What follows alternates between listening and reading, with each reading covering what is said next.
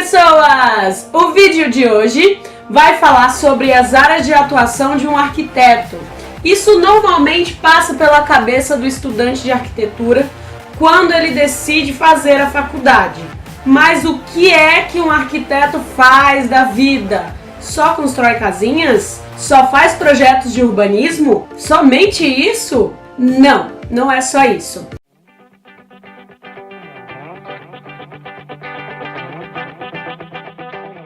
Eu escolhi aqui alguns temas, eu tenho uma colinha, como sempre, alguns temas que os arquitetos trabalham e, logicamente, não é tudo que o arquiteto trabalha, porque tem muito mais coisa, e eu escolhi aqui os que mais são fáceis de explicar, né, porque tem algumas coisas um pouquinho mais complicadas.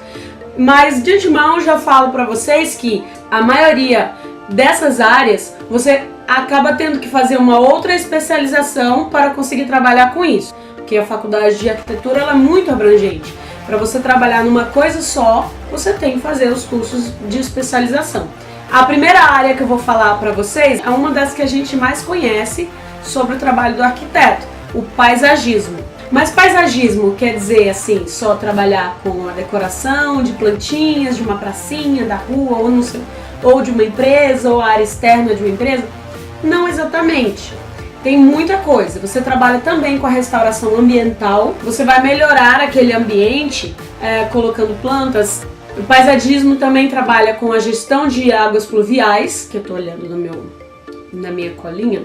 Também trabalha com as áreas de lazer, que são parques, são praças. Eu tenho uma cidade completamente industrial, um lugar onde só tem lugares para trabalhar, e só que aquelas pessoas que trabalham nem sempre gostam de morar naquela cidade, porque aquela cidade não tem lazer nenhum, não tem ambiente externo nenhum para se passear com o filho, para fazer um piquenique. Aí surgem os projetos de parques, de praças, de ambientes, né, de lazer. Outra área que é bem conhecida é o planejamento urbano, que você trabalha desde as mudanças econômicas daquela cidade e populacionais até o desenvolvimento sustentável. Por exemplo, uma cidade que ela não foi construída para suportar uma grande quantidade de pessoas, só que aquela cidade ela tem muito mais oportunidades de trabalho do que as outras ao redor. Então aumenta drasticamente a quantidade de pessoas querendo morar naquela cidade, e a cidade não tem estrutura para isso, não tem nem terreno para se construir casa. Assim como a cidade de São Paulo, né? Que há um bom tempo atrás as pessoas já entendiam, já falavam que a cidade começou a crescer para cima, porque para os lados não tinha mais espaço, por causa da grande oportunidade de trabalho. O planejamento urbano, ela também trabalha com a parte de estrutura mesmo. Começar uma cidade do zero, por exemplo, como a cidade de Brasília, que ela foi construída do zero, planejada do zero. E é um exemplo de projeto de planejamento urbano em parceria, né, que foi o Lúcio Costa e o Niemeyer que criaram. Então eles pensaram inclusive num formato completamente diferente, né, dando aí alusão ao 14 bis e fazendo uma homenagem ao grande inventor que a gente tem aqui no Brasil, que foi Santos Dumont. Outras cidades aqui do Brasil que elas foram projetadas mesmo para se construir do zero e foram feitas bem arquitetadas, bem organizadas, são duas que na minha mente vem agora, que é a cidade de Maringá e a cidade de Boa Vista. E também a cidade de Cascavel, mas essas três cidades elas foram construídas de formatos diferentes. Maringá e Boa Vista nem tanto, Boa Vista é uma parte dela que tem esse formato, que é o formato radial, né? Ou de estrela. Tudo converge para um centro, né? Maringá ela é exatamente assim.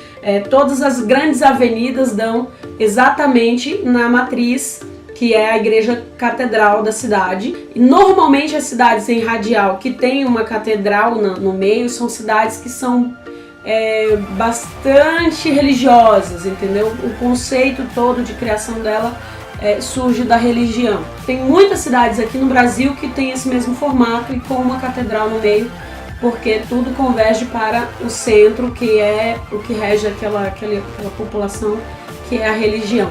Boa Vista também tem uma parte dela que é toda radial. A cidade de Cascavel ela é em formato de malha ou grade, né? Todas as ruas elas são perpendiculares. As grandes avenidas passam na horizontal e as menores na vertical, e esse formato de malha.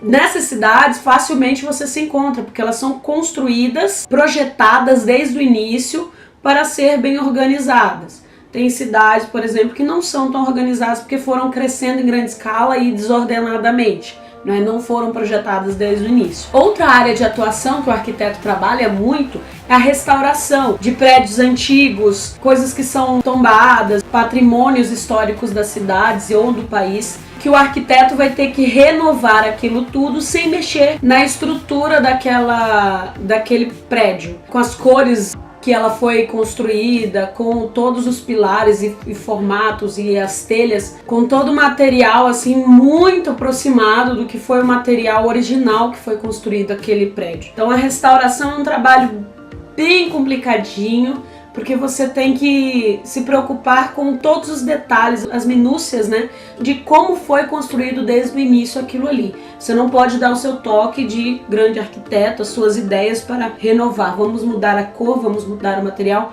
Não, porque aquilo é uma restauração, né, não é uma nova construção, um projeto novo. Até porque quando um prédio é tombado, você não tem como mexer em nada. E, inclusive, para fazer a restauração, você tem que ter autorização mesmo de órgãos especializados nessa área. Você pode atualmente, como arquiteto, trabalhar na área de pesquisa e na área, atualmente, o que está sendo trabalhado é a área digital. O que está sendo pesquisado são os novos softwares, o que melhoraria a vida de um arquiteto. As equipes de pesquisa, né, que estão trabalhando hoje em dia, tudo na área de software, o que vai influenciar na vida do arquiteto e no trabalho do arquiteto hoje, o que o software melhora, o que piorou, tudo isso a área de pesquisa tem trabalhado atualmente. Mais outra área de atuação é o de projeto de iluminação. Você vai trabalhar com a parte de iluminação de um projeto. E não é simples, vou colocar uma lâmpada aqui, vou colocar uma lâmpada acolá e pronto, fiz meu trabalho de iluminação. Não é bem assim. Na verdade, a iluminação ela mexe diretamente com o humor ou a questão de bem-estar daquelas pessoas que vão conviver com aquele ambiente. Se você trabalha de uma forma desleixada, você pode acabar destruindo a felicidade das pessoas que morarão naquele ambiente. Uma boa iluminação, ela pode trazer uma possibilidade de ânimo, né, para que, por exemplo, um escritório, né, a área de trabalho. Se a iluminação for ruim, pode trazer um desânimo para o trabalho daqueles funcionários. A produção do que eles trabalham pode diminuir, entendeu? Como se for uma situação de iluminação muito forte, pode prejudicar também por incômodo, inquietação e estresse por causa do excesso de luz, né? Então assim, a iluminação não é simplesmente colocar luz ou tirar luz ou moderar. Você tem que estudar mesmo qual é o melhor tipo de iluminação para aquele ambiente e quais pessoas que vão conviver com aquele ambiente e qual é o propósito daquele ambiente para aquelas pessoas. Então não é simplesmente colocar uma luz aqui e outra lá, não é? A arquitetura política também. Essa aqui eu vou ter que dar uma lidinha porque eu não faço ideia muito o que significa arquitetura política. Quando fala de política já me dá agonia. Influenciar na programação de investimento de recursos na área urbana e trabalhar junto ao governo para desenvolver uma estrutura para a cidade. Ou seja, você vai fazer com que o deputado ou vereador ou prefeito não faça com o dinheiro público na hora de construir a cidade. Não é mesmo? Porque isso acontece muito quando o prefeito ou o vereador ou o deputado vamos construir uma praça aqui, aí faz aquela praça, porque não tem o aval de um arquiteto adequado que não é influenciado pela política para fazer aquele trabalho. Porque, por exemplo, eu posso simplesmente gastar milhões de dinheiro e fazer uma meleca de uma praça.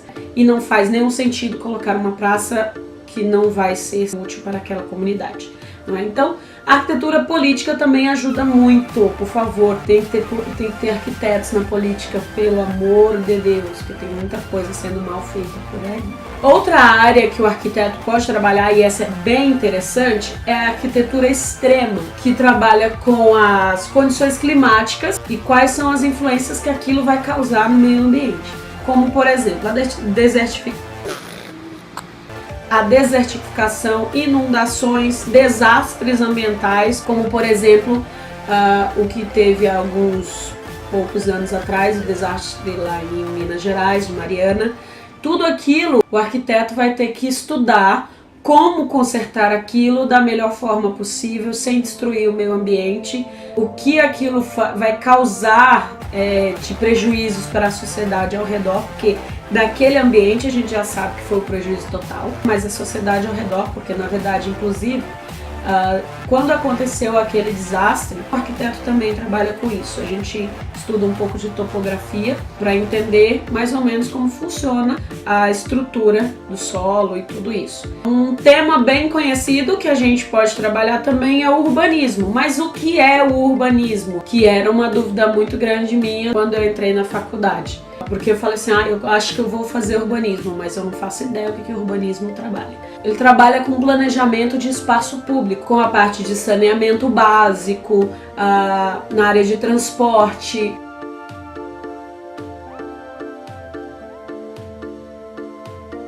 Outra área que é bem diferente é os profissionais de visualizações arquitetônicas, profissionais especializados em arte 3D, modelagem, iluminação, renderização ou pós-produção, que tem conhecimento em softwares específicos, né? Que aí você pode aumentar o seu currículo falando que você tem um mega conhecimento em vários softwares que trabalham em 3D, porque a área hoje está pedindo muito o 3D. Passou-se o tempo que a gente trabalhava só na planta baixa com o 2D. Quanto mais explicativo para o cliente, mais visual para o cliente, é o que está mais em voga hoje. Uma área que é fantástica e que eu acho muito legal são os designers gráficos de animação. Você sabia que dá para trabalhar com a parte de construção de cenários de jogos? Aí você não trabalha só com jogos de animação, você trabalha também com propaganda, com vídeos promocionais, desenhos, tudo que seja parte de estrutura, né, de cenário, de ambiente, de animação você consegue trabalhar. E é muito legal essa área. Você também, aí puxando para outro tema, você também pode trabalhar com cenários mesmo na cenografia da parte cinematográfica, cinemas, de novelas, de filme, de programas, né, da TV. Na verdade, quem monta aqueles cenários que a gente assiste são arquitetos que trabalham para as emissoras. É isso, então você também pode trabalhar com cenografia. E um outro tema que você pode realmente trabalhar, que eu achei bem legal, é na arquitetura naval. Você também pode trabalhar projetando embarcações, né? Toda a estrutura daquela embarcação, se ela consegue flutuar, e o formato de cascos e todo o aspecto do barco mesmo, né? Do esquema de construção do barco. E é muito legal essa área também. Você consegue trabalhar com a estrutura de uma embarcação, a organização do seu espaço interior, né? Que também você não é simplesmente ver se o casco vai flutuar ou não. Você pode trabalhar com o design interior do barco, né? Porque realmente tem muitos barcos que são maravilhosos dentro. Você também trabalha com a parte do comportamento dele, hidrodinâmico e hidroestático. Como ele funciona dentro da água. Se ele responde, né? O seu projeto, se o material que você resolveu utilizar na construção daquele barco responde bem na flutuação. E esses são os temas que a gente escolheu aqui para falar para vocês.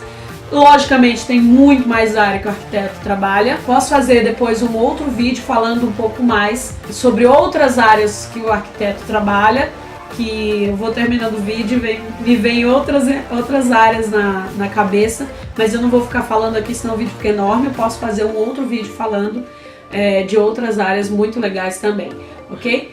E é isso aí, pessoal, valeu por hoje. Esse vídeo ficou bem grandão, porque é muito tema, mas se você gostou, deixa seu like, compartilha com seus amigos, se inscreve no canal, porque eu espero, né, que as pessoas ao redor do meu prédio me deixem fazer mais vídeos, mas eu vou aqui lutando contra os barulhos para fazer uns vídeos bem legais para vocês, ok? É isso, pessoal, beijo, tchau!